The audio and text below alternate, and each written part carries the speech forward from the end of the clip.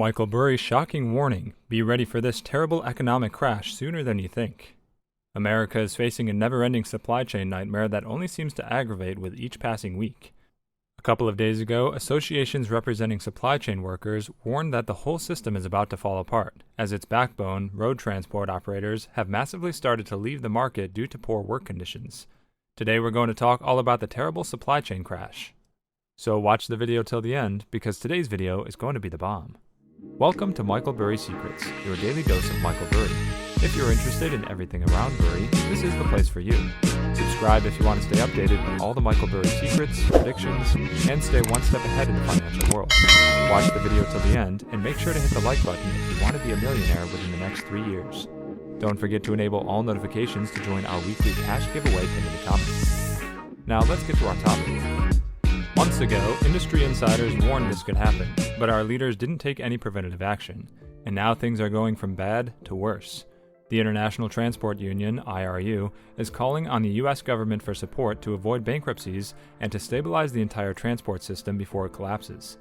The Industry Association for Road Transport represents 3.5 million transport companies and 19 million transport workers around the world.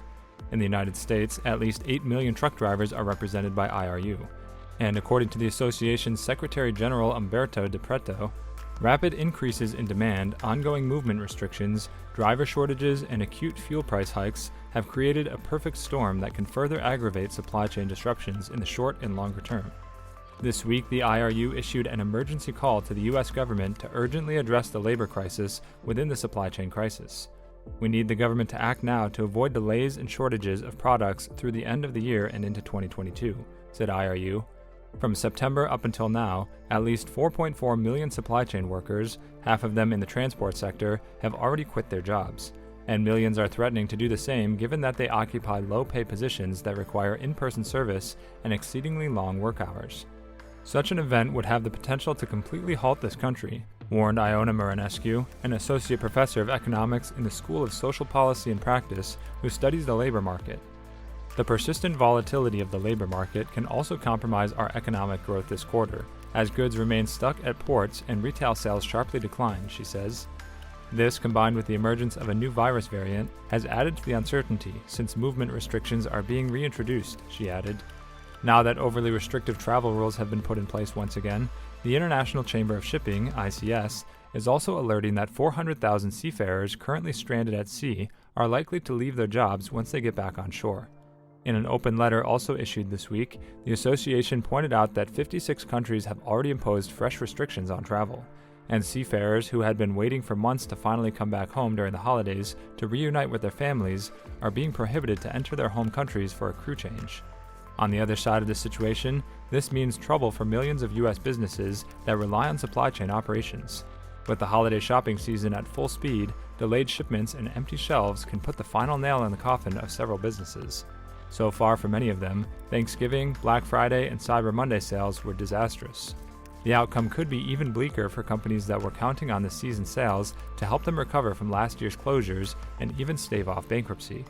Meanwhile, 75,000 container ships are still stuck outside the U.S. coast, according to numbers released by the White House. An alarming record and a worrying situation as temperatures drop.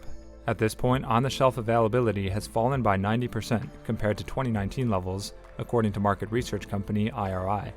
Since last month, all boats crossing the Pacific have been asked to sit 150 miles offshore as they wait for a slot to unload their cargo. So even though there were only 46 ships outside San Pedro Bay this week, hundreds of container ships that embarked after the change are now wandering in the horizon, which could push the total backlog to a record high. Thousands of small container ships and hundreds of giant cargo ships are now queuing until the coast of Mexico, not to get fined as they wait to dock at the U.S. ports.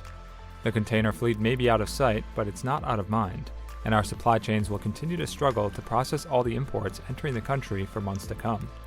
Americans are getting increasingly frustrated with our leaders' inability to tackle this crisis, but what is coming ahead is likely to be even more chaotic than what we're facing right now. A dark winter has begun, and the perfect storm supply chains are facing right now will undoubtedly result in many more disasters. The Los Angeles and Long Beach ports exported a record-breaking number of empty containers in 2021 to keep with shipping demands. The 7 largest publicly trading ocean carriers, including companies such as Maersk, Costco and Hapag-Lloyd reported more than $23 billion in profits in the first half of this year, compared with just $1 billion in the same period last year. The soaring freight bills that fueled those profits, however, have put smaller shippers at a disadvantage to giants like Walmart or Amazon. The biggest companies not only can more easily absorb higher costs, they can also negotiate more attractive contracts in the first place, which means they can reliably get their goods across the ocean while smaller companies struggle. National Tree, a maker of artificial Christmas trees, was able, over the past 3 months, to import only half as many containers as planned, CEO Chris Butler said. "We had contracts to bring in all of our containers. Those contracts were not worth the paper they were written on," he said. Supply interruptions first hit the United States in early 2020 as Chinese factories closed amid coronavirus shutdowns. Shortages of Clorox wipes, masks, and other medical goods have evolved since then into a kaleidoscope of scarcity, with appliances, toys, industrial parts, and semiconductors all proving hard to find. Now, persistent cargo concerns are exposing the risks of ocean-spanning supply lines and hyper-efficient just-in-time production strategies that keep inventories and costs low.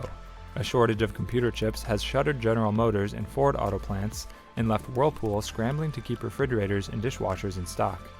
Congestion in California prompted Levi Strauss to reroute Asian cargoes to less crowded East Coast ports despite longer, costlier journeys.